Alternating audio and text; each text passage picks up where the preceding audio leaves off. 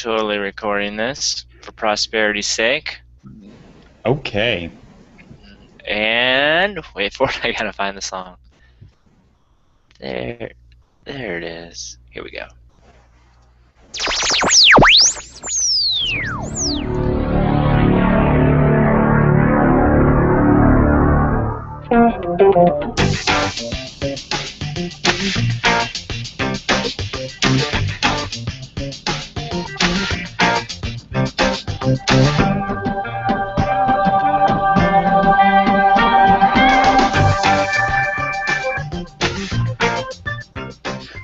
Welcome to episode 140 of the Furlo Bros Tech Podcast. Today is May the 31st, 2014. I'm Matthew Dean Furlo, and this is my maleficent brother, James Furlo.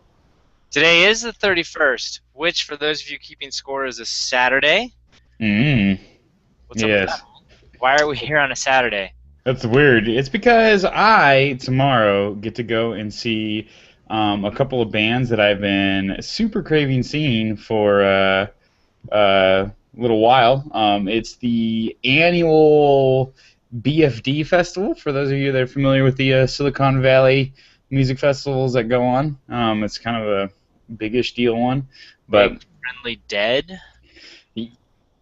Sure. Biofuel? Well, it's funny. One of our cousins was like, he asked me, Boys? Wait? Baked to Death Boys? Exactly. One of our cousins, he asked me, he was like, I don't even know what BFD stands for. I was like, really? I mean, I just told him, while we were standing there, because it wasn't a clean podcast, but I was like, come on, I thought that was like standard, like you're supposed to know what that is by the time you get out of high school. Is it BFD or BDF? BFD. It's a large. It's a big freaking deal. I got it. Sorry, I don't know. In my head, I put the D in the middle. BDF. Yeah. That is weird. Biodiesel. Biodiesel. There we go. I see what you're driving at. Yeah, no. So I get to go to that concert tomorrow. But the deal is that the headline starts at 9 o'clock, which is for those of you who listen live, which I realize is not many of you.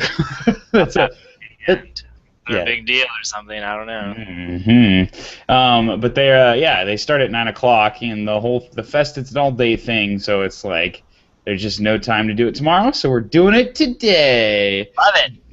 But yeah, so have you seen any of the, like, I obviously I mentioned Maleficent because I'm going with a bunch of our cousins after the podcast to see that tonight. But have you seen any of the big headline movies of the last week or so? No. I'm a total loser. Our mom's been visiting. I've been hanging out with her. That's a good point. I might go see X-Men tonight. Nice. Good choice. 97% on Rotten Tomatoes, or maybe not that. And I also saw that the Lego Movie is out on iTunes. So I know. Perfect timing, James. Jessie said that she was she's teaching art on Friday, and all the kindergartners were saying all the awesome lines.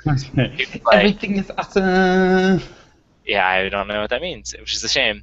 And so I was like, Jess, I think we missed the movie of the year. We need to remedy this. Oh, yeah. So she was like, I know. The kindergartners made it sound awesome. Like, because it is.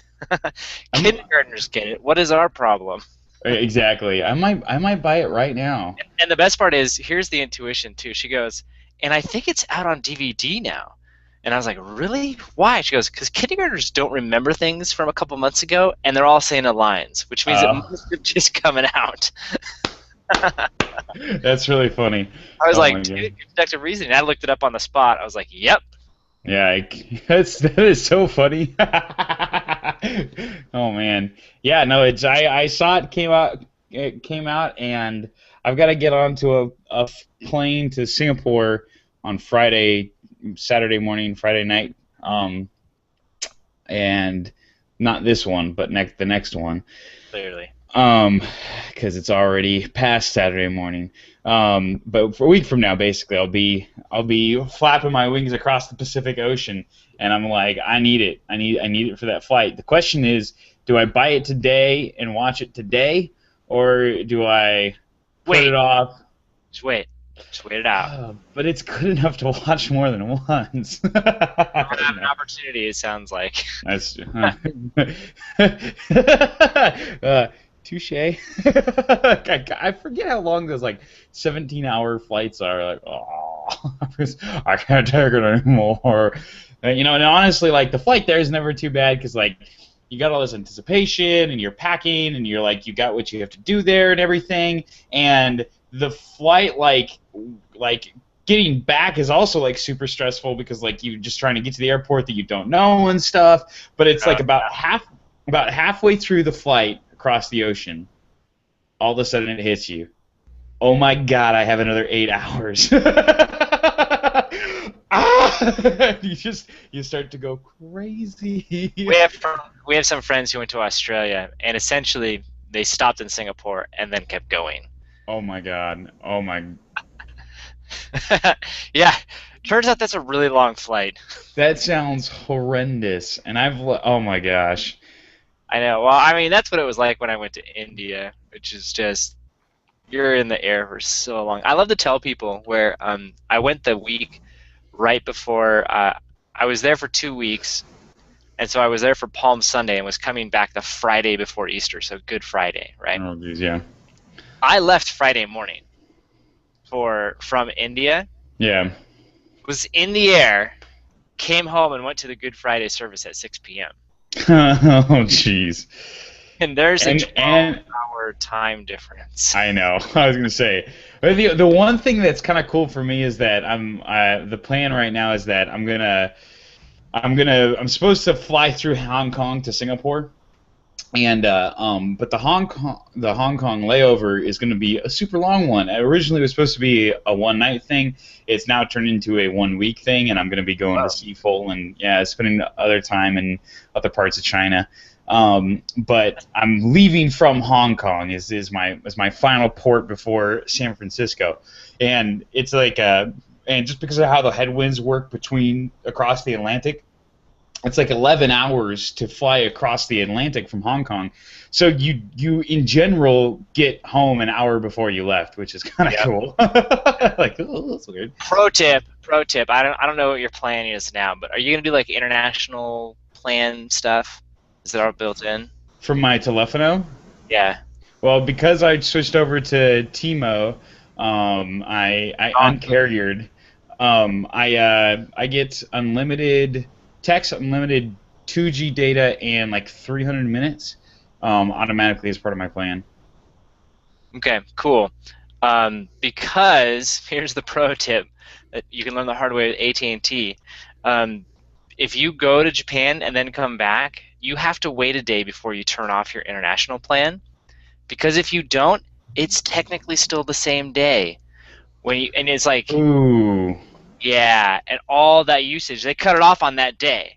So all that usage, they attribute it to the same day, even though it feels to you like it's a second day. And yeah, it's insane. So you gotta like wait an extra day than what you think you would when coming back. Yeah. And you charge massive amounts of money, apparently. All right. That's not why we're here, though, are we? Yeah, it's not why you're here, James. This week, like every week, although the wrong day of the week, we'll be talking about technology and the continuing corporate opera, or the soap opera of corporations dealing back and forth, the people working for them, their marketing campaigns, and, of course, the technology that they are developing. But before we get into the heart of the show, James got a short disclosure that he wants to throw our way. I work for Hewlett-Packard. However, I do not represent Hewlett-Packard or any of HP's opinions or HP's partners on their computer hardware. That's a good one to throw in this particular week. If you want to follow us throughout the week, we do all sorts of exciting stuff. Tomorrow is a great example of if you want to follow me, because I'll probably be tweeting and texting and Instagramming all over the place. fun at concerts or whatever, just our thoughts and jokes throughout the week. Good places to follow that are on social media.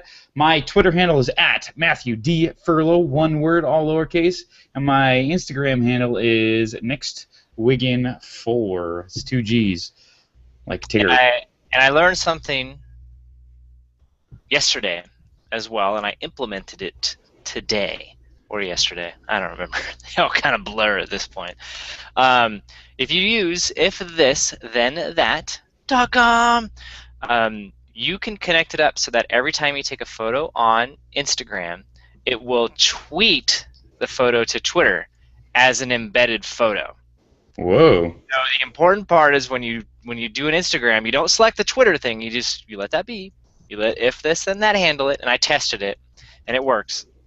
And you just set it up so it's whatever your comment was plus the photo, and it's smart enough to figure that out, and it will just insert the photo in there for you. So now whenever I snap an Instagram photo, which the account would be James Furlo, it will show up in my Twitter feed, which is at James Furlo, as an embedded picture in there. So you don't have to do the whole click-through thing anymore. You see Instagram, you mess with us, we figure out ways around you. The consumer always wins. Now, if for whatever reason you don't want to follow me there and you want a whole bunch of other content, you could also just find me at jamesfurlo.com. I'm glad you bring that up actually, because this is it's tangentially related, but I have to rethink through how I do all this, because I find that I right now I've always really liked the fact that Twitter pushes everything automatically to Facebook, and so like I wouldn't do a lot of status updates to Facebook because I would just go from Twitter. But if I do something from Instagram and it pushes it to Twitter, it formats it differently on Facebook than on Twitter, or then on yeah, I think so. You might, it's kind of all, so what I wanted it so like if it comes from Instagram, I want it to go to Twitter and Facebook, but then I don't want Twitter to automatically push it to Facebook as well, so I get a double post, one which is Instagram, which is formatted well, and one which is Twitter, which is formatted stupid, and I get double posts. I just don't want that anymore. So I think what I need to do is I need to turn off my, I got to think about this. I'm not exactly sure, but Do you use if IFTT for pushing, or how do you do that? So I just do use the integrated services with Twitter where they use their own API calls. I don't use. You might think about switching over, because you could probably put a flag in there that says, and I'd have to look if Twitter tells you who the source was, because you could say if it came from, say like if this and that, and I'd have to see what it is. And you could look at my account. The latest photo I did actually has that. You can set a tag that says do it for all of them but this one. Yeah, I gotta start. I remember I signed up for if this then that when it first came out.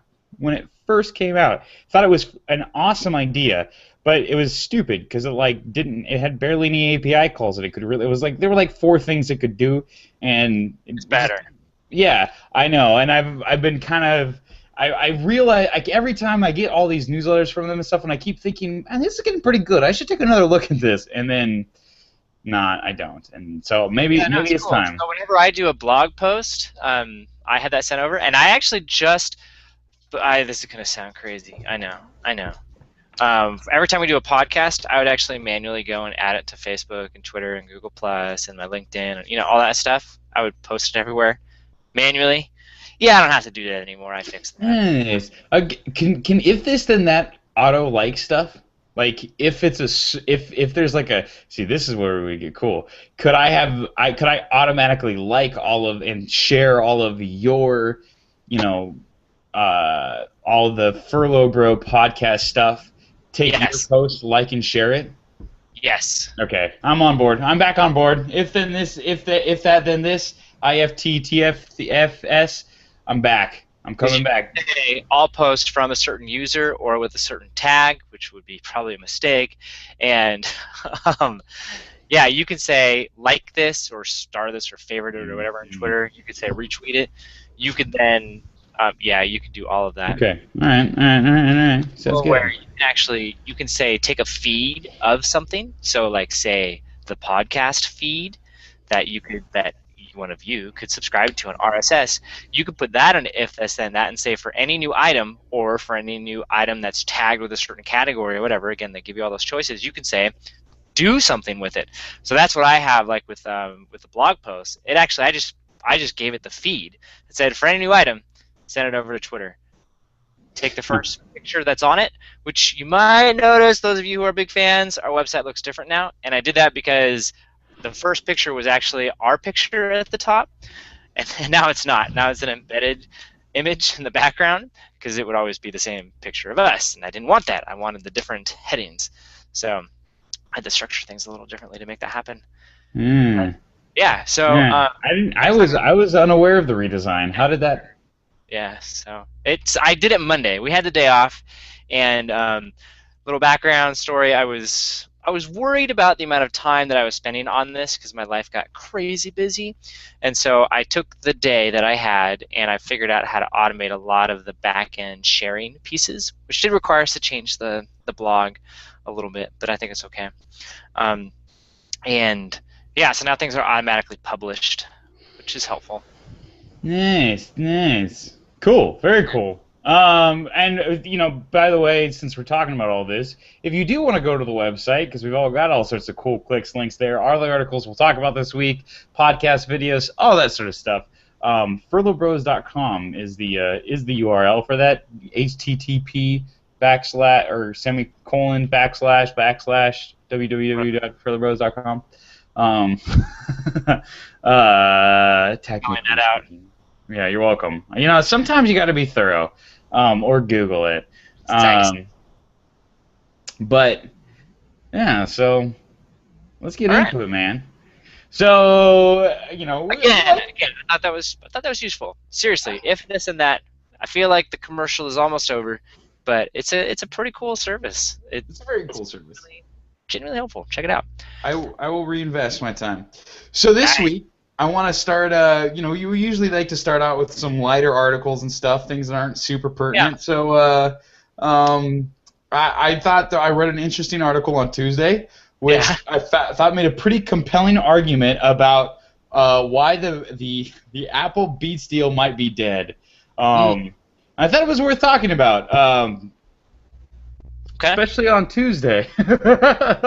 It's interesting, like what happens within behind the scenes at Apple, and because clearly it was like there was a big deal about it, a big kerfluffle, and in the video on Facebook, and Dre's gonna be the first billionaire in rap, and then it just sort of died and it went completely cold, and so the question is, what happened?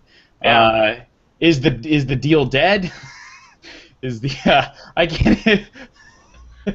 This is so stupid. I feel like. Well, okay, let's just put it this way. Obviously, on Tuesday we don't know, and so why could it be dead? I'm gonna try. One of the advantages of doing for those of you in the listening audience, one of the advantages of doing a once-a-week show at the end of the week is that you get to curate articles, and sometimes you get really excited about articles at the beginning of the week that turn out to be completely retarded by the time you get to the end of the week. And this is one of those cases. I was like all gung-ho for this idea of like Apple, like big behind the scenes, like they're totally upset.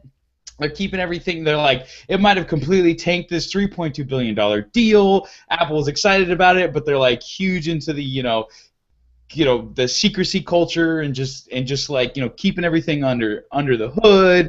And Dre is an important part of this mix. And it was like if he couldn't like fit the culture, maybe that particular acqui-hire didn't make sense. And could have killed the deal completely. They weren't worth it anymore. They'd figure out a different way or a different company. Yeah. And actually, one of the arguments that this article makes is that Apple really can't afford to, when you sign these NDAs before you go into negotiations, they can't afford to their only real power that they have is to walk away from deals if you break the NDA. Because ideally an NDA is designed so that you can sue people and you can take back what you lost. But Apple's so much bigger than everybody else and and so these deals, this especially a deal like this, can be so titanic that it's just like there's no way you could get just compensation in a courtroom. So your only way to enforce the NDA really and truly is to walk away when somebody breaks the NDA. So Dre breaks the NDA. This is a big deal. Or is it going to completely change the price? Was it possible that maybe just everybody learned how to be cool and keep a low profile before the announcement was made? Turns out it was probably the last one. No, you gotta know that words were given, right? I mean, besides the fact that it probably cost them like $200 million, which whatever. But it's funny you say whatever, but it's like because it gets the measly 0.2 billion. I wonder.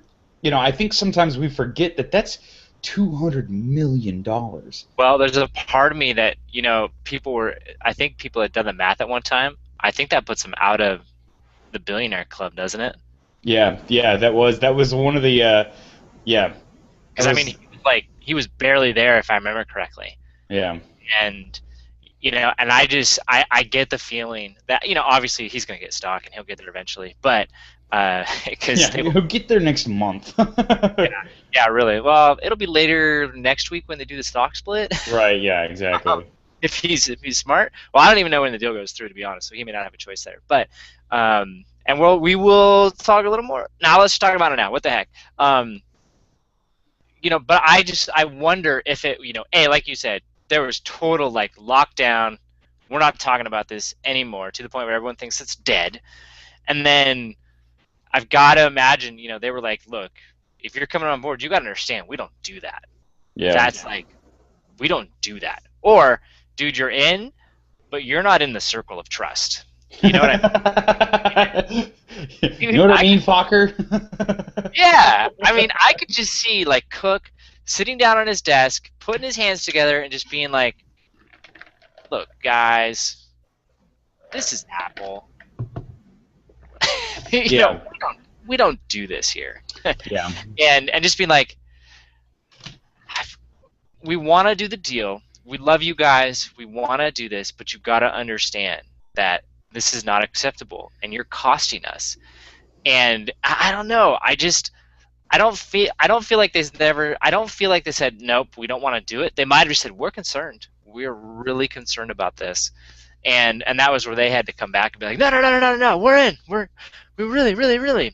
I don't know. One of the greatest gifts that you can give somebody, I've always felt, and I'll save the inconsequential anecdote. That's my favorite story of this type, but it is an honest early impression of yourself, and giving that to other people. And when people give that to you, it's kind of remarkable, because everybody has a tendency to, we want to portray ourselves a certain way, we want to be thought of a certain type of way, and generally that's inconsistent with who we really are. You want to come off as richer, smarter, funnier, better looking, healthier, nicer, more generous, whatever. Like, you have a self-perception, you have a projected perception, and then you have your actual you. And I wonder if this is one of those things where, and occasionally when you get that quote first impression, you actually get to see on a bad day, you get to see that person who they really are before they put all the layers back up and they do the projected perception.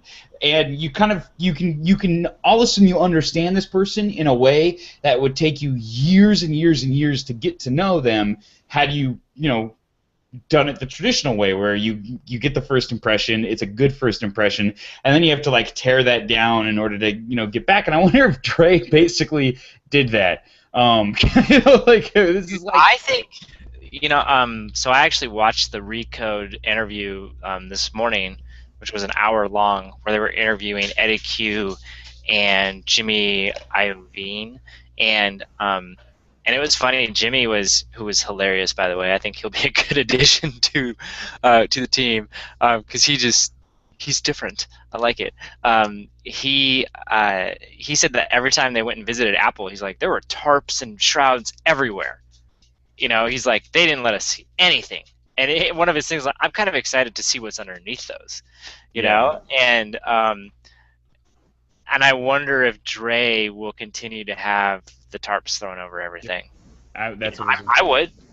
I'm like, dude, you just lost. Um, what did Jimmy? He made some comment of he was like, look, I like chocolate, but I'm not gonna go become Willy Wonka. Okay. They're, they were talking about something like, are you going to get into some business, right? And he's like, I like it, but I'm not going to go become Willy Wonka. Like I said, it was funny, dude. So all that to say, I don't think Dre's going to get to see how the Wonka factories run. You Yeah. know, I they might show him some stuff, but I don't think he's gonna. They're not going to be as open with him because they're like, dude, this guy has a couple 40s and he'll tell the world everything. No. Yeah. And then yeah, Of course, check this out. Oh yeah, this I built this. awesome. And f bombs every You other know, sentence. You're like, oh great. and the biggest problem that they run into is that Dre's an incredibly smart guy. Like, and because if you watch the video, one of the things I thought was most compelling about it was, they were talking about, we got the first, rap billionaire over here, and they're drinking Heinekens. And they're talking about Heineken's, and Heineken's a huge sponsor of Dre. Like, they work together, and you sit there and you go, like, he's smart enough to know that if his face is going to get on Facebook and there's going to be a video and he's going to be drinking a beer, it had better be a Heineken. It's not one of those, my Samsung Galaxy is the best tweets, sent from my iPhone. It's not one of the. It wasn't one of those situations. It was. He did it right. He did the promotion thing properly. He made sure all of his different, all of his other different things were in line, which makes me wonder. Just like, at the same time, this is the other curveball that sometimes you have to consider is that. And I do wonder about this. Apple is great at getting people excited about stuff, and this is more of a Steve Jobs thing. But Steve Jobs wasn't always the genius behind this, and sometimes I wonder about, like, is it possible that Apple let him do it? Apple said, No. you don't think so? If the deal was pretty much already done. Nah. And come on now. There's okay. I mean, I honestly, like, they're No, it's not their culture. No. Maybe I don't under know, man. maybe. I think Jobs definitely. If Jobs was still at the helm, I would. And see, this is my point. If Jobs was at the helm and we were having this same conversation, I would be unquestionably on the side of no, they did it on purpose. It was intentional. It was entirely intentional, just to get people excited. And then pull the video and go through the whole drama, and no, it's a big secret, we can't talk about it, and So man, they were getting ready for WWDC. that to me is the other interesting part about this is that they there's a lot they're keeping their powder dry on WWDC. We talked about it last week with the 250 different classes that they're teaching. I'm coming back to it. It's going to be a massive letdown. Okay, that's fine. That's fine. But of the 250 classes that they're teaching, they've not announced the name of 120 of them. Like half of them are, they're obviously trying to keep very secretive there, and they announced this deal like a week almost to the day before they make their big announcement on Monday. This wasn't one of the exciting things that obviously they'll talk about it a lot on Monday, and they'll probably get deeper into it and other implications of it, I'm sure. Or it's not going to be something they'll ignore. But they decided to announce it beforehand. They didn't leave that as one of their big, hey, this is what we're doing. And maybe they were. I don't know, but I don't know. I think they would have handled it differently if they had, if somehow this had got, the cat had gotten out of the bag, so they decided to announce it ahead of time. I don't know. I get the feeling that they're not as good at this sort of thing as Steve Jobs as they were when Steve Jobs was in charge, kind of facilitating the controlled leaks. But at the same time, I don't they're not idiots either. Jobs had a huge team of people that helped him orchestrate those things, and he probably, by and large, they'd come to him with 5 different ideas that were very good ideas, and he'd pick out the great idea amongst the 5. Right? Classic. That's what he was always portrayed as. He wasn't coming up with ideas. He wasn't. What? Like when you learn about how the iPod worked, or came into being, they talk about how honestly they manipulated the situation because they learned his patterns and his trends, where they were like, he's always going to destroy an idea, and so make sure you come with 3, and we don't care what the other 2 are. It doesn't matter. Give him 2 things that he can say he hates, and let him rip into them, tell you about how it doesn't work, and how it's not going to do this, not going to do that, and then show him the 3rd one, and he'll love it. And they go, that's the exact formula they used when doing the iPod. Yeah. And so it was just one of those where, as far as Jobs was concerned, he was totally the one who picked the iPod and which one it would be, and they're like, nah, not really. I mean, then we figured out his pattern and exploited it to get the one that we wanted. It's funny. I actually had an experience with that this week at work, where it was like we're doing this major redesign of of what we do, and my boss, he's so funny because he has to change something. Yeah. And so I always have a habit of, like, I've gotten to the point now where I do not leave everything perfect. I always leave one glaring, obvious thing that can be changed, so that my boss can change it. Because as soon as he changes it, he owns it. He feels like, hey, this is, I've control this now. And it's fun, managing your managers, as the term is told, and it's like. Because sometimes if you don't do that, they'll go through and destroy the good ideas. It's like, that was a good idea. You can't do that. But yeah, I do. But I guess that only bolsters my point of it. Steve Jobs got credit for that was Steve Jobs' Apple, but obviously, like, it wasn't just Steve Jobs. There was a whole team of people that were coming up with these controlled leaks, and the campaign that went much deeper than the commercials and the announcements that got excitement up and got the word out. Because it's like, I don't think it's worth it to Apple to buy Beats and have it be completely unknown. It's a massive brand, and they want the 2 things to be tethered together. And everybody knows now. I mean, people who don't care about Beats or Apple care about the Beats Apple acquisition. And only because of the leak. So are you switching over to Beats headphones now, or are you going to stick with your Skull Candy? Oh, no, I'm sticking with Skull Candy. I'm still I keep looking at I like Beats from a style perspective. I've bought in Beats, but the only headphones I've ever had stolen were my Beats. So that's my biggest thing, and I'm like, Skull Candy's just as good music-wise. I think they look cool, but they're smaller targets. People steal stuff from me, so I don't like it. Hang out with different people. Well, they're not my friends, or they're not. I don't know who they are. They steal it behind my back. They're random strangers. Hang out in different venues then. Maybe. But yeah. So for me, it's part of the problem, James, is I buy Beats. That's sometimes you're asking for it. So for me, it's like I don't have anything against Beats. But for now, like, for my high end, I'll probably stick with my Skull Candies. Although I almost signed up for Spotify the other day, and I am gonna wait for to see what. I'm gonna wait a little while. Beats is $10 a month, or $100 a year. That's not a small amount of money for music. You really gotta love music to pay $10 a month for it, right? No. No? You're joking, right? You don't buy music. You don't buy music. Yeah. See, that's the thing. Some of us actually buy music.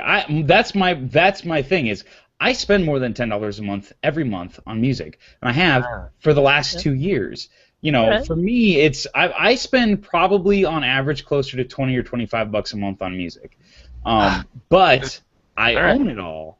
So that's always been the trade-off for me, and that's and actually until I got T-Mobile, it really didn't make sense to spend money on Spotify because I got it for free on my computer and I couldn't stream it on my phone, which is the whole point of paying the $10 subscription.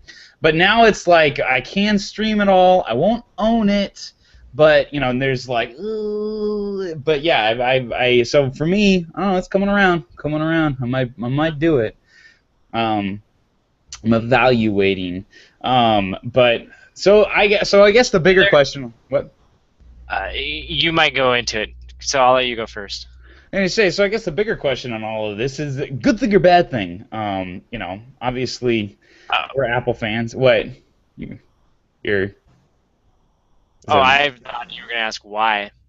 why did they buy it? Yeah, but I think it's a Well, good thing. I don't know. I don't. I mean, I don't know. so why do you think they bought it? I know why. Well, Why? they bought it for the streaming service. Yeah. Well. That's why they bought it. Yeah. Yeah, for the streaming service and for Jimmy. Yeah.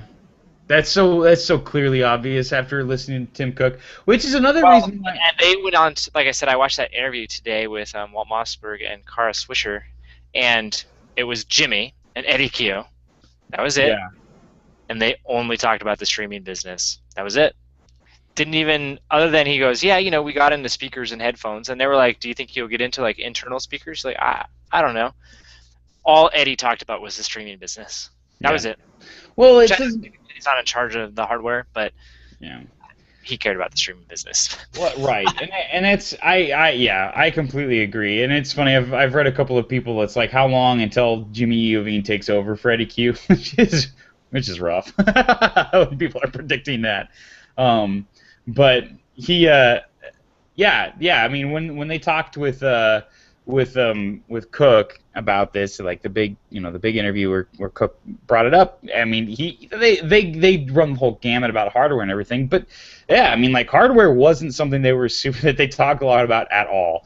Which is another reason why obviously maybe that initial Dre saying and talking about the deal on Facebook wasn't on purpose, but at that point clearly people on the inside started talking because the whole obviously we were that week we talked about it, and what we said that week was what happened. And as much as I'd like to take credit for coming up with that on my own, all I did was read everybody else's opinion and just pick what I thought made most sense, which ends up being the right one. But I didn't get it on my own, which means the person that wrote the article that I read didn't get it on their own. And a lot of these people, we all live in the valley and we're friends and we drink at the same bars and we eat at the same restaurants. We talk, and and I tend to talk to people who don't matter because I'm not a bigwig, but the bigwigs do talk to each other, and they are important. They do know, and that's how that information gets disseminated. So it's like I sit there and I go, yeah, I mean but outside of that whole controlled leak thing that goes on, I do think it's interesting that they announced a new pair of headphones this week, and the big deal about the Mono 2, the big deal about it was it's going to have better sound quality for a wider gamut of music, which is to say, yeah, we get it. Everybody hates the sound quality on Beats except for a certain demographic, so we're going to try to change that. One of the things that Jimmy Iovine came out and was just was railing on the Apple earbuds too, which is going to Yeah. be. He goes, it was pretty funny. He goes, Apple invented those earbuds so that they could make sure the phones worked. Right. Because they're not for listening to music. Yeah. Well, I feel like Johnny Ive would have something different to say about that, but okay. Yeah. Yeah. Well, okay, the first generation of the earbuds, I'll give them that. They were pretty terrible. But this last generation, yeah, they made a big deal about making a big deal about the headphones. Yeah. Except, it's funny. It's possible. It is entirely possible that Johnny Ives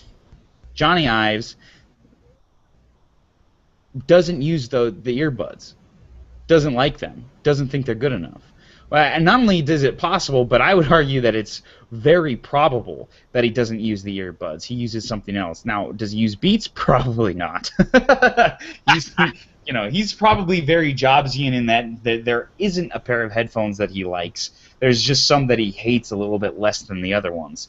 And but it's possible that, as far as he's concerned, they look beautiful, they sound decent, and they hit the price point that they needed to hit in order to package it with the iPhone and keep their margins and everything. And so he likes them from that perspective, but isn't like listening to them. In which case, he may not be as offended as we'd like to imagine he would be by that kind of a statement.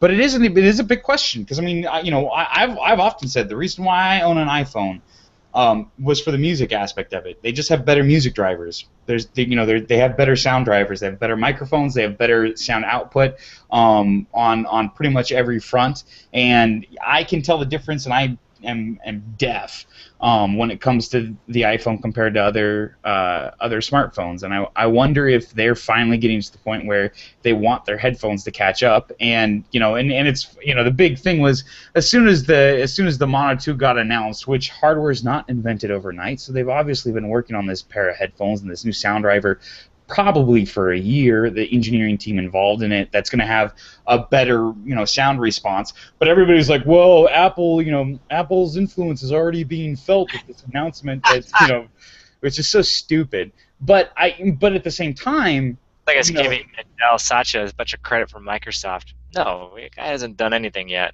Exactly. Yeah, exactly.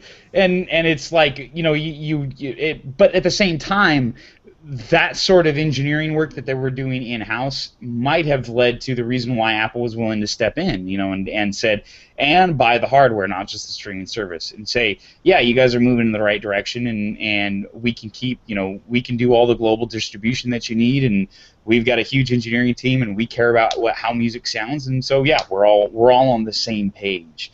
I wonder how much that had to do with it, but like you said, obviously, the only thing that they're really excited about is the streaming service. The hardware is very coincidental in this whole thing, which comes back around to the question of, do they sell the Beats hardware in the Beats brand at some point?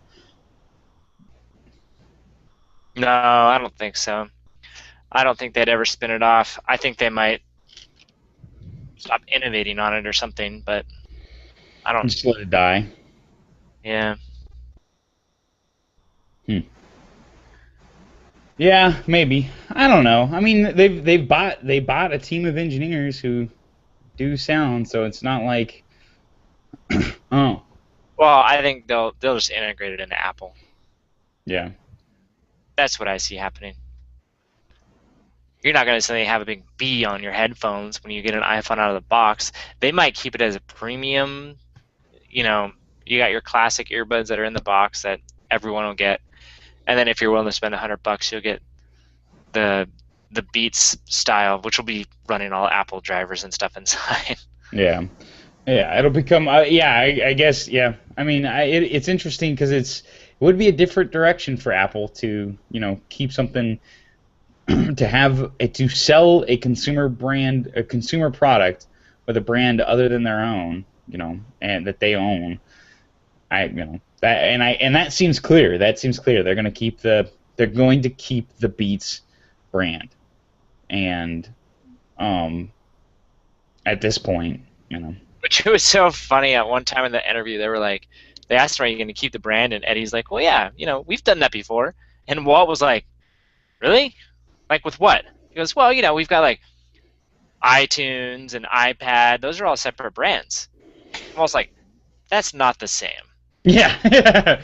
No, it's not. You guys invented those. That's no. Yeah, that's funny. That's funny. Yeah, and that's part of the culture, right? We're like, as far as Eddie Q's concerned, he's like, yeah, those are separate brands. I don't. What are you talking about? Yeah, right. And at the same time, it's like the whole Siri thing. They kept, that was a brand that they bought. They bought the technology, and it came with a brand, and they kept the brand. Now, obviously, it didn't have any brand power. It was erupted the moment that they baked it in iOS. So you look at that and What? I'll keep trying to think of what could they announce that would have system-wide implications that would require them to not tell anybody what they were doing for a long time, up until the very moment. What is it that they would, on Monday, what are they going to announce that is going to affect so much of their products that they need to do this? And the one thing that nobody's, which tells you that it's not happening, nobody's talking about it, so it's not happening. But I just had the thought of I wonder if they're open sourcing or they're opening Siri up to third-party stuff. That would have that sort of an influence, but that's not it because nobody has mentioned it. And as good as they are at keeping secrets, that's not the sort of thing to keep a secret. It's one of the the possible topics. It's not anyways. But yeah, so I don't know. And I love how much you just bought right into that hype, man. You are just. I do it every year. Why would I be any different this year? I know. It's just funny each time. I love it. All right. Anything else we want to talk about on this topic that we've been on for a while? Yeah. No. I think we're good. Okay. We've. No, I can't come up with a pun for it. Oh man, we've sounded that one out. We've heard all we need to hear. Yes. Oh, that's the one I wanted. Beautiful. Oh man. All right. Let's transition here to different stories. I don't know if I have a good one, but we'll do it. There's a cool service that I found out about recently. Was that a pun? Totally was. Nice. No, actually, I was talking about the service, not the product, but Okay. that's okay. It's a I don't know what it's called Quirky, and it's a manufacturer that crowdsources ideas. So the example that the article gave was this air conditioner that just recently went on sale, where what happens is there was an inventor, Dr. Garthen Leslie, who had an idea for an air conditioner that looked awesome, was efficient, connected to the internet, all that smart stuff that it has in it.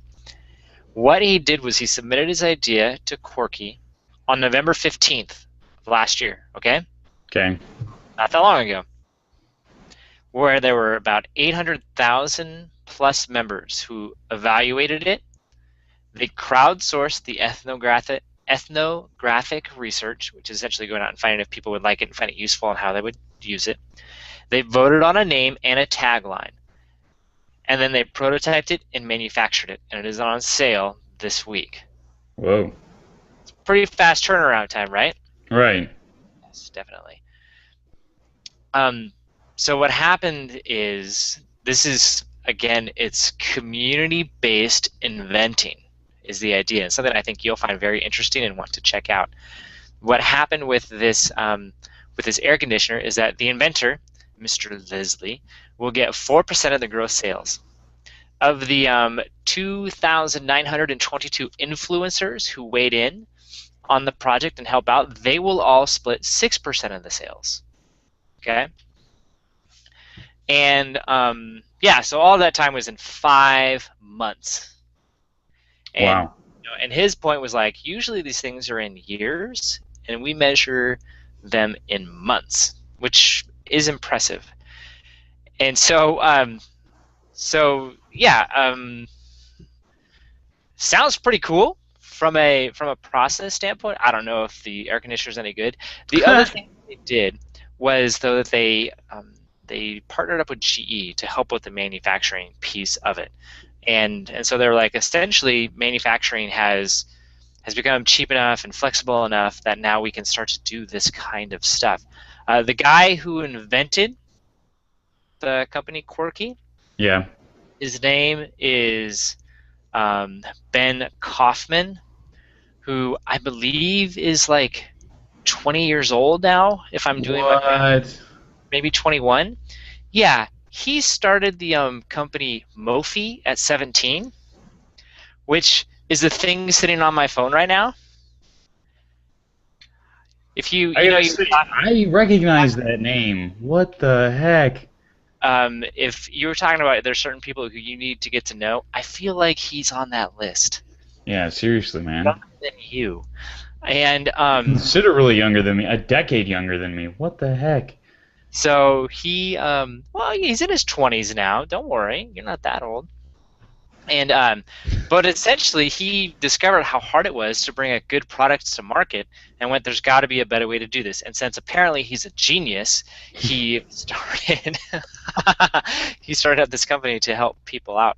And so, yeah, as a result of this, you're able to prototype and get a lot of ideas and vet some really interesting, you know, things. They're actually planning to release like 70 to 80 new items this year, which is pretty crazy. And one of the reasons why they are being talked about is that they just closed like $175 million in VC funding, That's good so that's reason. good for them. That often gets people's attention. But what he was saying is that he hopes, they're saying that the problem that they might run into is that all they have are a bunch of small hits, because they niche it down to the products get designed for the community instead of mass appeal, and it's like, so you could have that problem potentially. Um, but I'm like, that's not too bad. But I liked what he said here, is that he said a platform like this can open up the possibilities of good ideas and protect inventors from bad ones. He said that recently someone asked her friend, someone asked her to speak to a friend of theirs who was a prominent doctor and had sunk $150 million into an invention that he was about to mortgage his house to raise another $600,000 for. The Wow, that seems like a bad idea. problem is that he was having trouble. The product wasn't good and it didn't have a bright future on the market. He said, had he used Quirky, the outcome could have been different. So he says, and this makes sense to me, there's a lot of inventors out there who have ideas. They literally sink their life savings into the idea, and it's not a good idea, and they're done. And he goes, yeah, we may not have that brilliant breakaway. This thing just earned billions of dollars, um, but we'll prevent people from doing this. They'll actually have good ideas, and they also, this guy's going to get 4% of the sales, right? And is it sales or is it profit? I can't remember. Yeah, because that's a big difference. Gross sales. He gets gross Wow, sales. okay, that's not bad. Yeah, and so I'm trying to remember if they said what this one has earned. Um, doesn't say. So they, yeah, it doesn't say. But what's if you sell $1 million of it? That's 40 grand, right? If you sell $1 million worth of products, I do 4%. believe, if I do my math correctly, let's see, 1 million Yeah, times point zero 0. four equals, yeah, 40K. I don't know. Hey man, that's some good supplemental income. If they hit it right with GE, you can actually get that into stores across the nation. It's very possible to do $1 million worth of sales. Yeah. So you're like, that's kind of cool, and you don't have to worry about the manufacturing, all that stuff. They said that they did partner with GE, and they launched a design challenge, and they received 1,800 submissions, which is pretty crazy. And then they said, let's see, when did they do this? It was like in the summer, and then by the holiday season, GE had 4 new products on the shelf. So pretty cool. Pretty cool idea. Something I think that you would find very interesting. Yeah, I'd say this is worth investigating. Yeah, so I mean, you don't necessarily have to be the inventor bringing something to the table. You can be one of those influencers, one of those taste makers, one of those people giving feedback, and get a piece of the pie, which is cool. Yeah. Huh. Yeah, I Huh. like.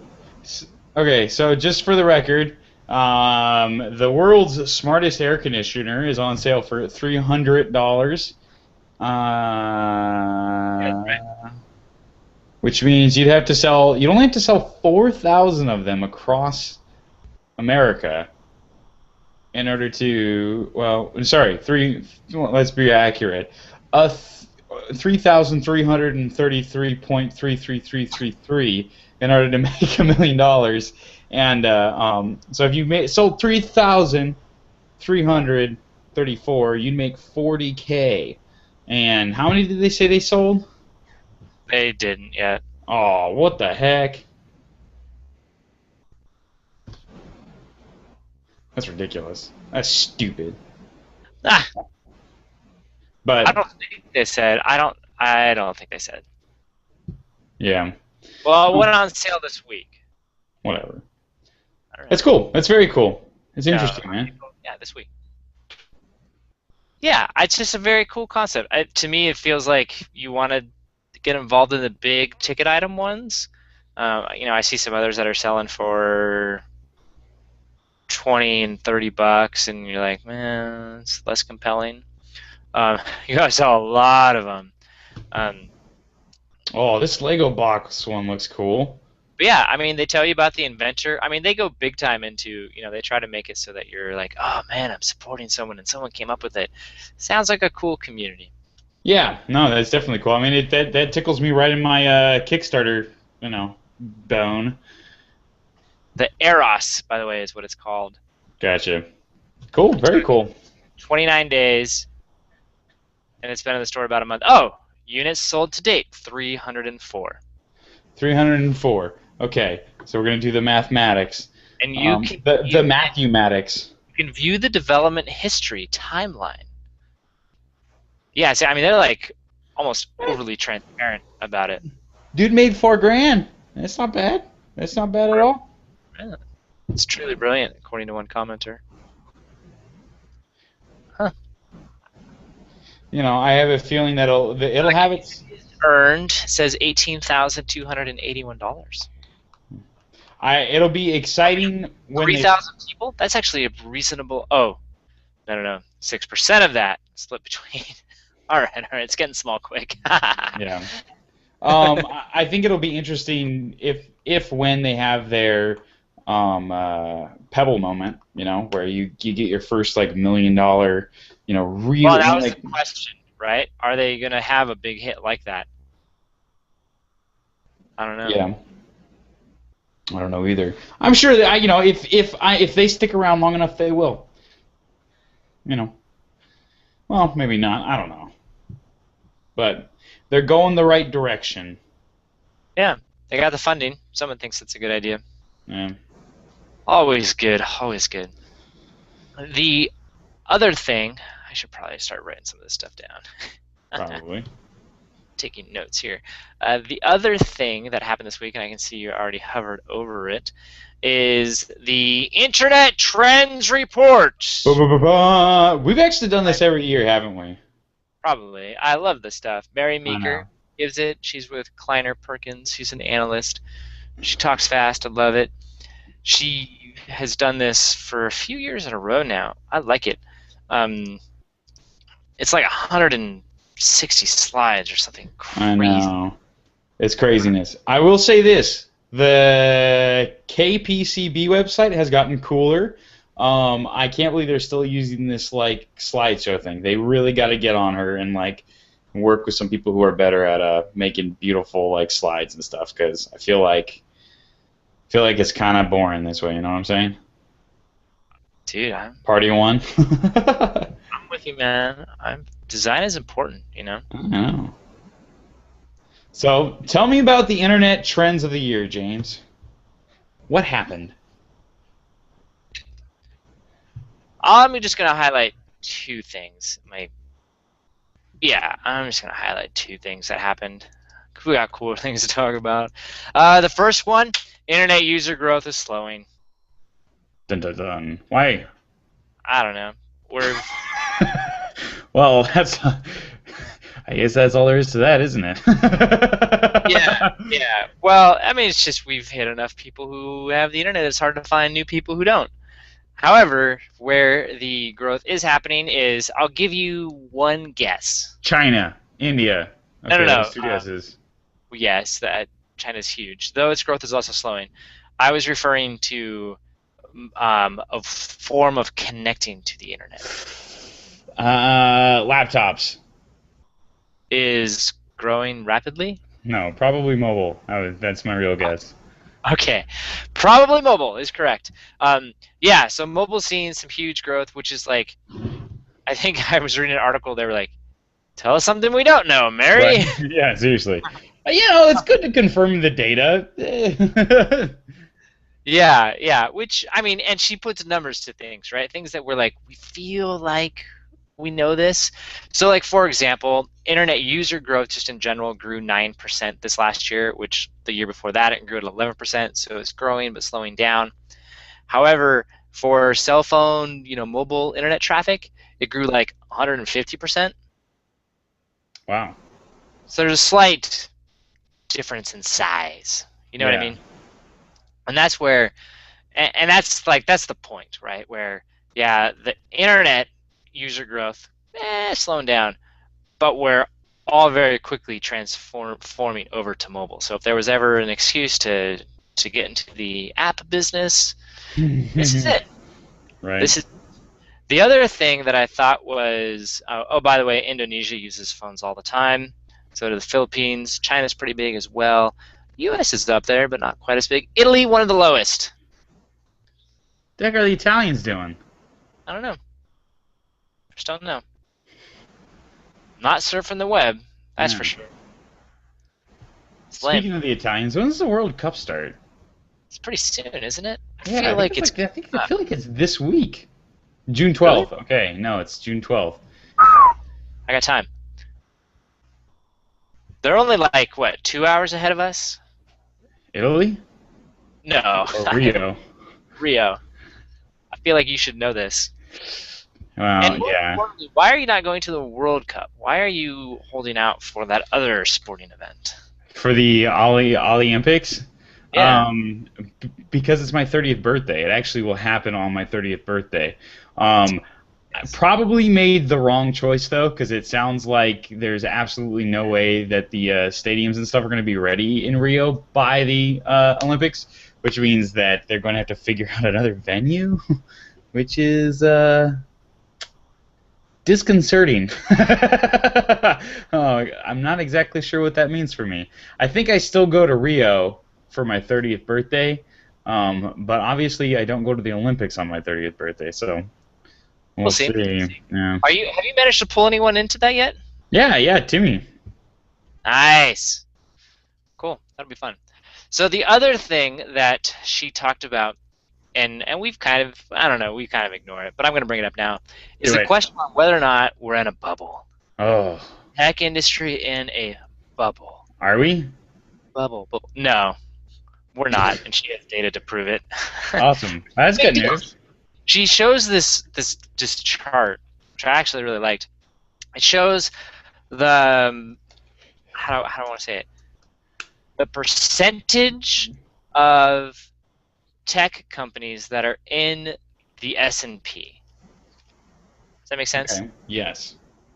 Okay. So the norm is somewhere between 10 and 15%.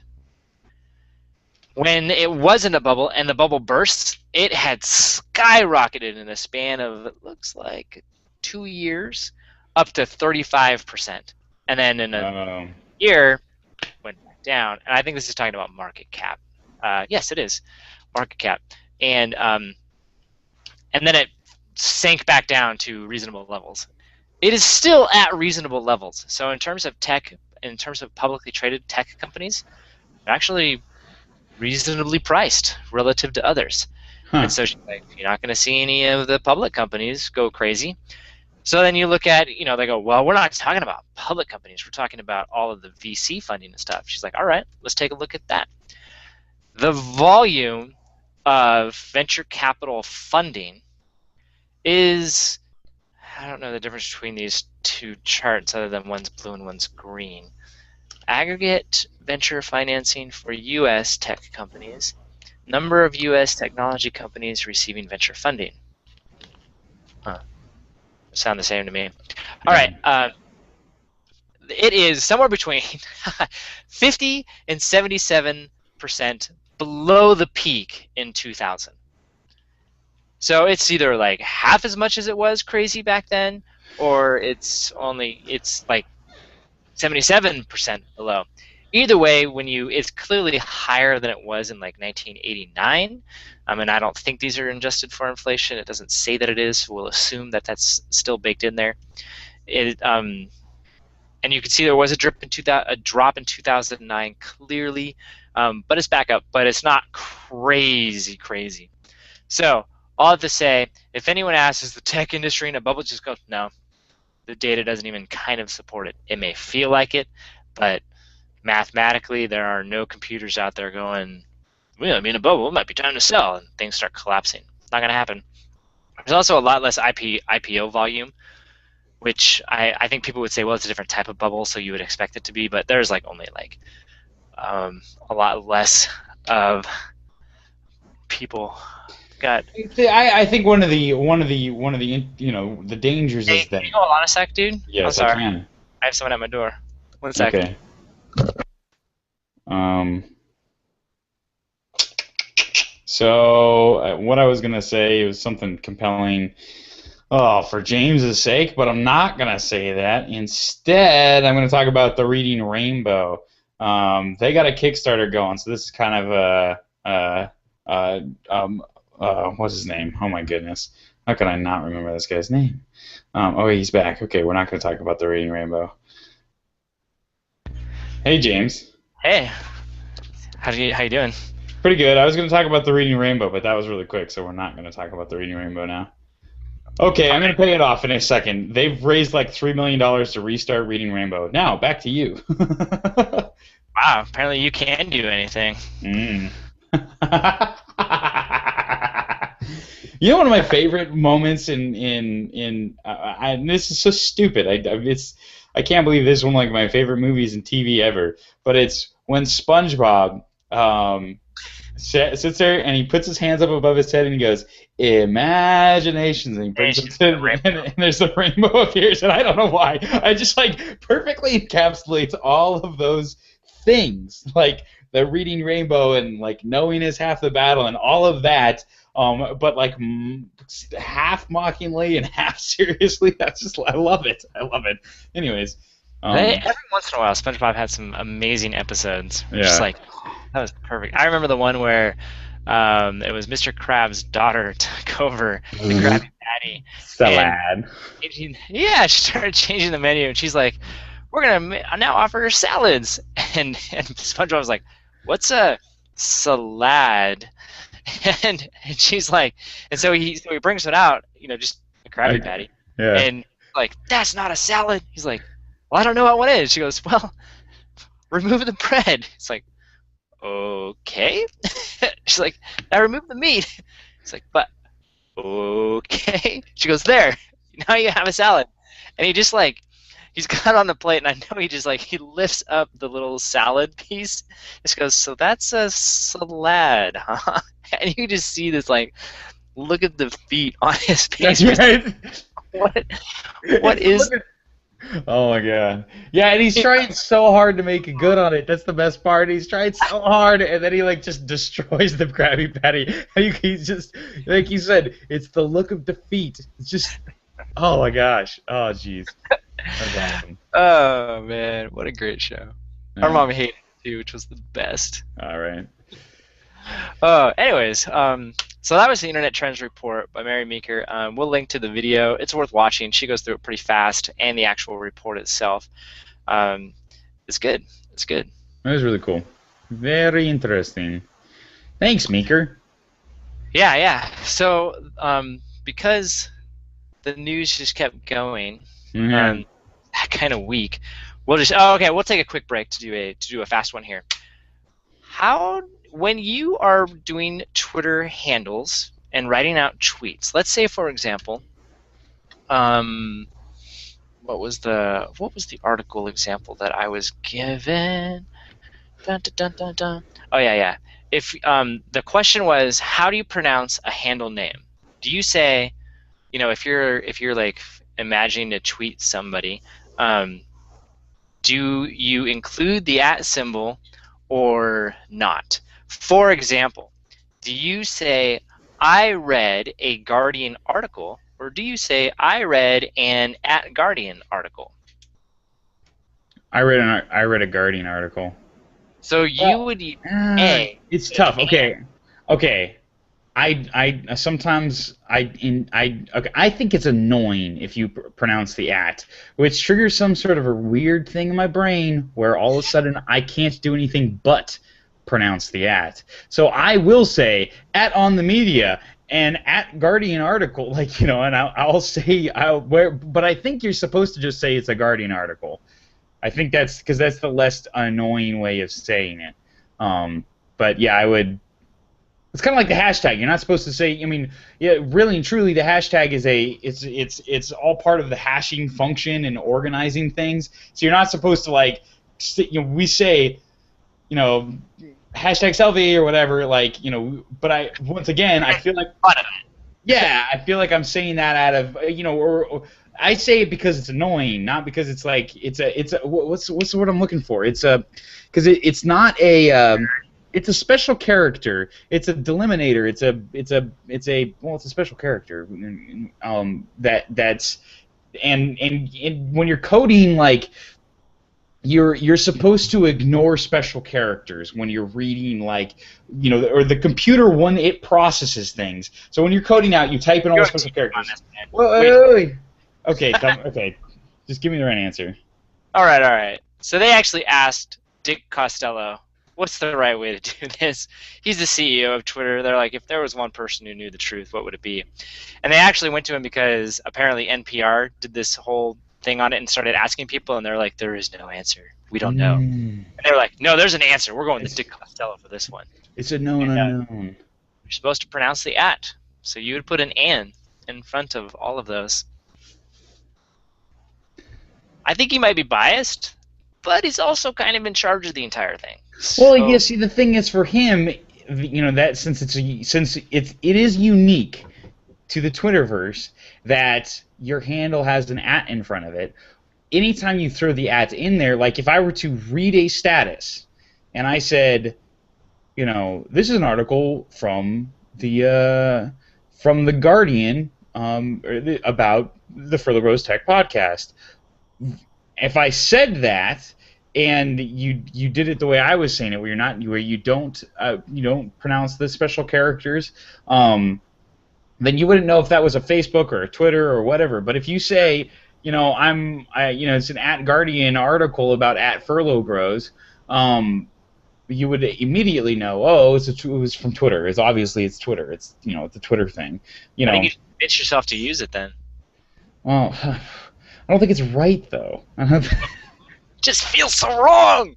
Yeah, I mean it's like you're supposed to when you compile code, you're supposed to ignore special characters. You're supposed to do whatever you're supposed to do with the special characters. And in this case, there's specific types of hyperlinks in order to correlate large data graphs. So it's all about this tweet has to do with this person, or this hashtag has to do with this. The whole hashtag idea was like it's the same as the user, but for things that don't have a user. That started it. It's whatever.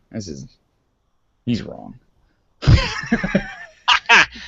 Clearly, doesn't know his own product. All right. Guess we're all entitled to our own opinions, I suppose. Some of our opinions are just more right than others. Yeah. I want to talk about another new unveiling, and then I want to talk about email after that. Okay. And the problems with email and my pet peeves. So, but first, let's talk about Google. Because we can't go an episode without talking about Apple and Google. So far, we've managed to avoid the big F company. But, Yeah, well. I think we may get away with that. I didn't see what you did below there. Yeah, we're good. They were quiet. Google, though, was not. They unleashed. Is that how I want to say it? I feel like there's a pun in that one as well. They hit the gas on. Yeah, maybe that's it. They shined a headlight upon. No, I feel like there's something in directional. They steered their way towards. There you I like go. that one because it's ironic and a pun. Yes, yes. Uh, on a new self-driving car. See, I like it when we do the shows in the middle of the day. I'm awake. It Yeah, works. right. So, um, yeah, they were just kind of like, what if self-driving cars were a thing and we didn't have to retrofit existing cars, we could just make one from the pavement up, what would that look like? And so they did. And it's this car that literally looks like it has a big smiley face on it. For some Yeah. reason, they're going for cute. It actually sounds kind of cool. It's got like a foam front, a flexible window shield. So they're like, so if we hit people, it doesn't kill them. Like, oh, all right, I guess that's good.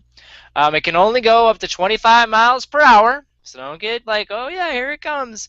It is totally made for them to start, just further experimenting about what the future of the cars will be. There's a fun little video. We'll link to it, of course, because that's what we do.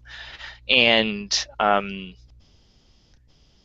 yeah, it's just they're, of course, and they totally pull on the heartstrings, right? They get some old folks in there. They get a blind guy who they've used before in videos. Come on, Google.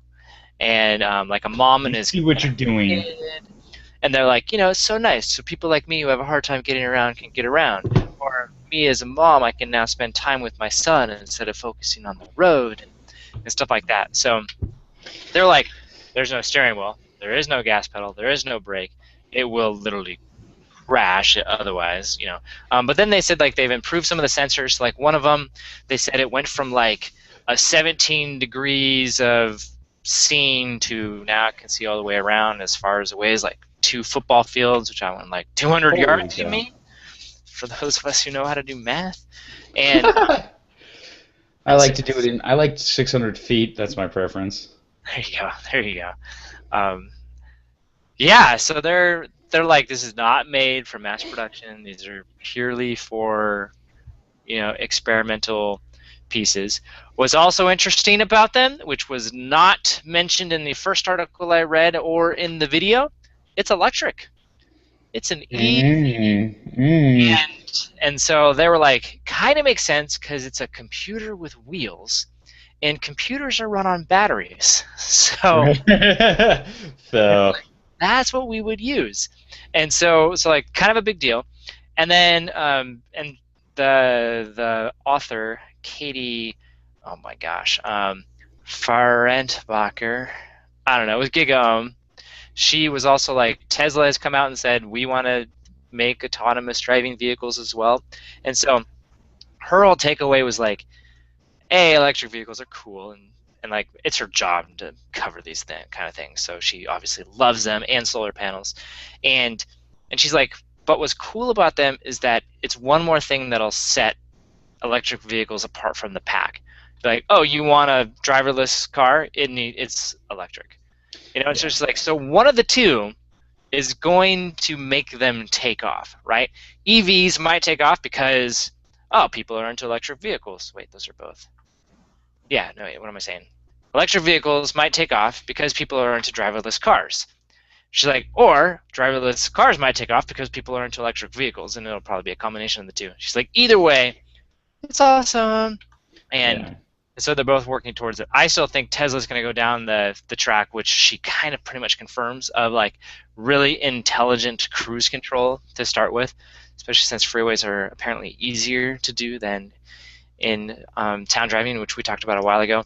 Then the final thing was this guy, James Robinson of Pando Daily, just was like, here, let me just douse some water on top of you here. He was like, look, um, we all get excited about these technologies, and they like take forever to come out. But then I thought, and so he's like, so just cool it out, guys. It's not like we're going to be selling these things to you in a year. It just doesn't work that way.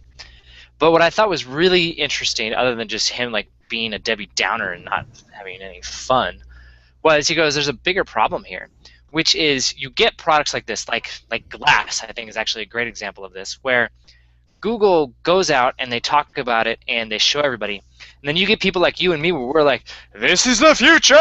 It's going to be amazing! Think of all the cool things you can do with your smartwatch or your Google Glass or a driverless car. It will change your life. You know? Yeah. And people buy into that, and people who don't follow it and don't fully know what it is are like, oh yeah, this is gonna change my life. This is sweet. You get pumped up. Like if someone tells you a movie's great, you're like, this movie's going to be awesome. I'm super excited to see it. And then they're like, and here's a beta version of it because it's still kind of a work in progress. And people look at it and go, well, what the heck, man? This is just status notifications. This doesn't change my life. Lame, done, move on to the next big thing. Oh, this thing over here, it's going to be amazing. And they never give that original thing a chance, and so you see products die as a result. Because companies like Google, who's notorious for it, they go a little early out the gate and get people a little too excited about the potential future and then don't deliver on it right away, which was never their intention to deliver on it right away. They just kind of let the story get out of hand. And from an engineering perspective, they love it, right? They're like, dude, yeah, dream, give us ideas, totally do it. But then, when reality hits for a lot of people, we don't have the, that ability to separate the two, Yeah. But that was just an interesting point. I think what's interesting. Go. I think what's interesting about this car, and about this project in general, is that it's clearly, as far as I'm concerned, it's clearly not an engineering project. It is a PR product. I think it might be step one of or it might be a step along the path to a particular type of consumer product. But because basically what this is a demonstration car. It's meant for demonstrations. It's a self-driving golf cart. By all accounts. It has incredibly limited usage cases because it's completely one of the big reasons why you keep it under 25 miles per hour is because now you don't have to obey all the same street rules, because it's like go-karts are. It's 25 miles per hour in California, right? As long as it doesn't go above 25, you don't have to license it, which means you don't have to get a driver's license, which means same and as thing. there's The same thing. I think it's 25, and they set the max at like 12 or something like that, so it's not even close. And that way they can even go on sidewalks. It's kind of their thing. Right. This thing is, but it's large. I mean, it's probably 6 feet across, which is too wide to sit in a bike lane. It's clearly designed. It's designed to. It's not street legal. It's not designed for streets. That's the whole point. It's not designed. That's what I'm trying to get at. It'll be great for Google campuses, for large campuses. You might see them eventually try to sell this sort of thing to airports I don't think they want to sell it. I think their entire thing is to give regulators something to look at and to play around with and to feel comfortable with. But I was gonna say, but that's an eventually, like, this is the first step towards something like that, because what it clearly is I mean, they made it have a face. They gave it a face. It looks like a Tonka truck. I mean, and it's one of those things where it's like, or not a Tonka truck, but a Tonka, one of those like, what are they? I don't know. Yabba dabba doo. Who is that? Scooby Doo? No. Flintstone?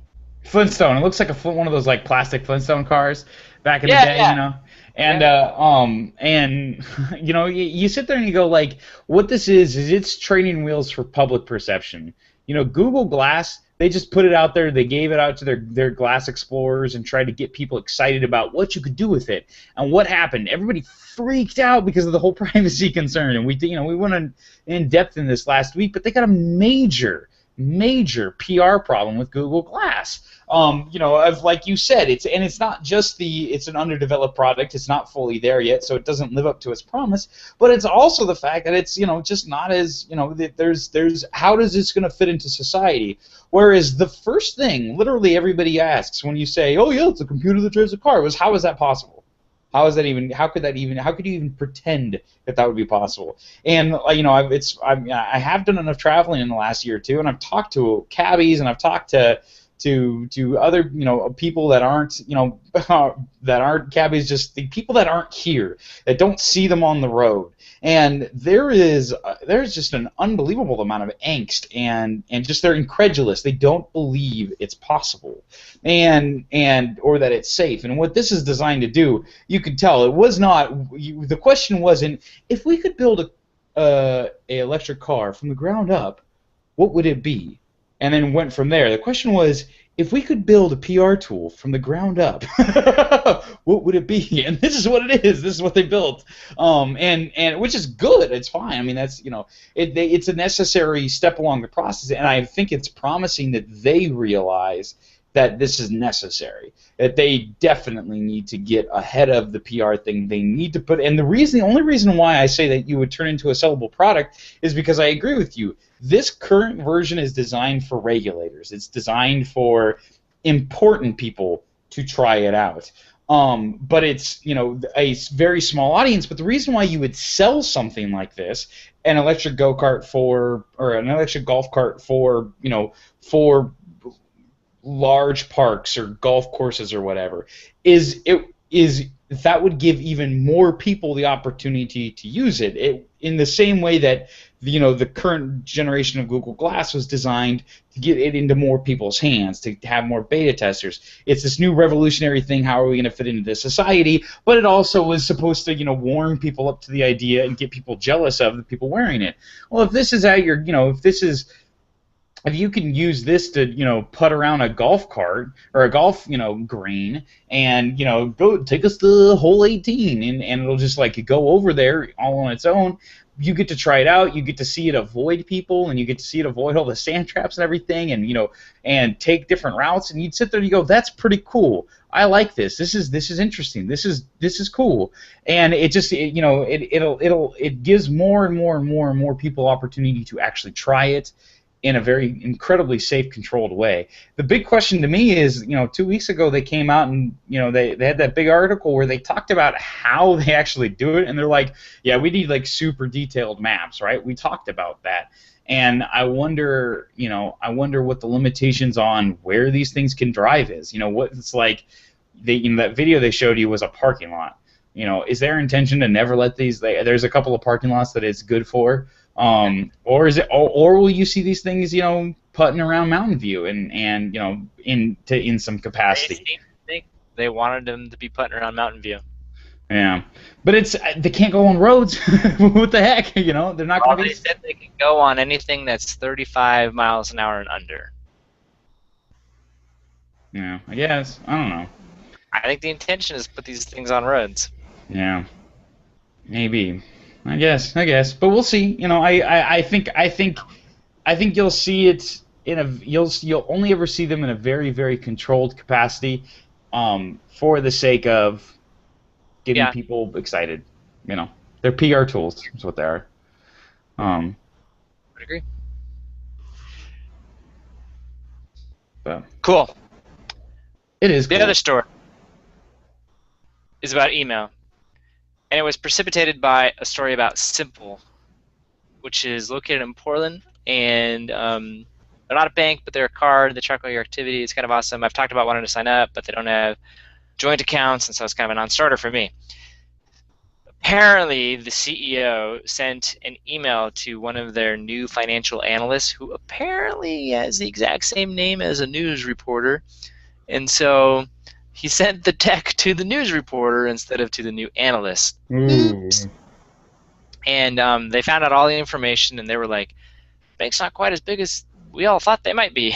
And so, yeah. And so Simple ended up doing a blog article that kind of explained how they measure things and why what they said, why it seemed as low as it was and things like that. No big deal. To me, though, the big deal was email. It's this huge source of security issues that there's something about email, man. It bugs me. So I don't know about you, but my biggest pet peeve is when someone sends a mass email and they put everyone's name in the to field. Yeah. So you can just everyone's email address. And I'm like, really? come on. I mean, I've even had a few friends where like they'll forward, um, they'll forward on emails and they won't delete any of the, some of those emails that are designed to be forwarded. Back in Yeah. the day when that was cool, we didn't have Facebook to just post a ton. And That is probably the thank, greatest thing that Facebook has brought to the world. The death of the chainmail. yeah, yeah, because it used to be like people would have my name, and I used to email people back and be like, look, can you put my name in there? I want to see this. This is fine, but I want it blind carbon copied because you forwarded it to someone who's going to forward it to someone, and now my email address is published in all sorts of places. And if I were a spammer, I would just be like signing up for all sorts of chainmail stuff and like, yeah, send me everything, and just be harvesting all of those emails from people. And it's just this huge, huge security gap, and I don't have a really good way to overcome it other than not using email. Or you get stuff like this, right, where you send the email to the wrong person, and now that person has information they shouldn't have. It's interesting. Though I'll admit, sometimes, like, I've got my contact database that I have on Google Contacts, and for some of them I only have an email, some of them I only have a phone number, whatever. But man, when people do that, I'm the kind of person where I go through and I look and I go, all right, is there anyone's name here who I want their email address for future purposes? And I actually just did this last week where someone did that, and I went through and oh yes, sweet. Now I have your email. No, you didn't give me permission, but someone else kind of did. Right. So nice tweet, by the way. Thank you. But someone else gave me permission for it, so now I have it. Take that. And so that's just my little rant on email security and how there pretty much is none. Yeah, it's funny. I mean, kind of casually mentioned to this. I read the title of an article. I was about to say I read an article. I didn't. I read the title, and I'm gonna go as though I read the entire article. But it said that in the last year, over half of adult Americans have had their personal information, passwords, and stuff hacked. Wow. Yeah, which, I mean, it's funny when you talking about security and stuff, and your email is just being like this huge potential for security stuff and getting all that information around, because it's like part of the your biggest obviously your password is supposed to be what protects you, but there's a certain amount of anonymity that comes with. It's like not handing out your phone number too. Or your name, or your, there's that's an important part of your initial pass at security, and yeah, it totally breaks down. And I don't know, email is like it's simultaneously really cool, and at the same time, it is so old. It is so old. It's because it's like what, 5 years old. Feels like, but it just seems anachronistic in its in its current form compared to what else is out there, and that's one of the big complaints, is the whole idea of like the blind carbon copy, the carbon copy, the two fields, and how those are all handled. They're not handled intelligently, and they're designed in such a way that they're easily abused. Whereas if you were to reinvent email right now, I don't feel like those are things that you would include as, because I don't if you're listening to the show and you don't know how email works, it's like there's a standard protocol for what email is, and there's the body of the message, but there's also your different like forwarding things, and all of these are standards that everybody's kind of agreed to, so that Google can handle email the same way that somebody else would. It's not like there's an open, agreed upon format for the email, and it was invented at a time when everybody just wanted as much access as possible, so you could do anything and make it very don't clamp it down for social reasons. Whereas more modern communication things, whether they're like instant messengers or Facebook or iMessages or dude, iMessage stuff is not that smart, because you do a group text message, not only will it include everyone's number, but it also doesn't tell me who they are. It's like a double-edged whammy. And there's no way to selectively say, just reply to this person. Yeah, that's annoying. Well, Yeah, that's more of a UI thing though. All right, all You right. know. I don't know. Maybe WhatsApp has overcome that. Maybe it's worth paying for. See, it's free for the first year, dude. Try it out. No, I'm good.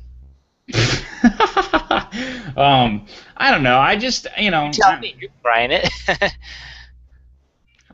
I don't, All right. I don't really use it, to be honest. uh, But all right. So, last couple of thoughts.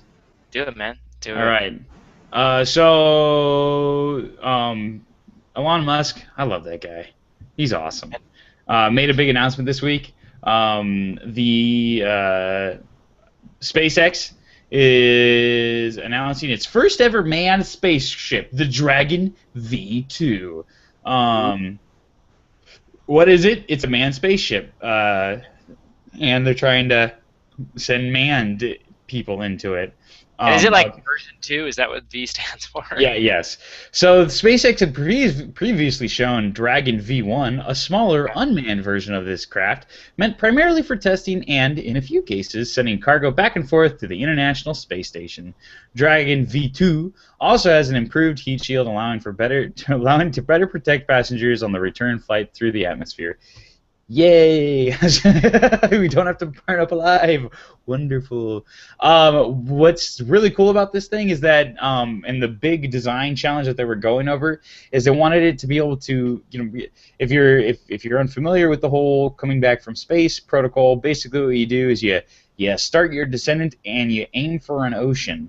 And then you're like a bullet falling through the atmosphere, and you're just falling. It's very uncontrolled. So they came up with the whole idea of the what's that? The space shuttle, which was something. It was going to be a device that could easily land and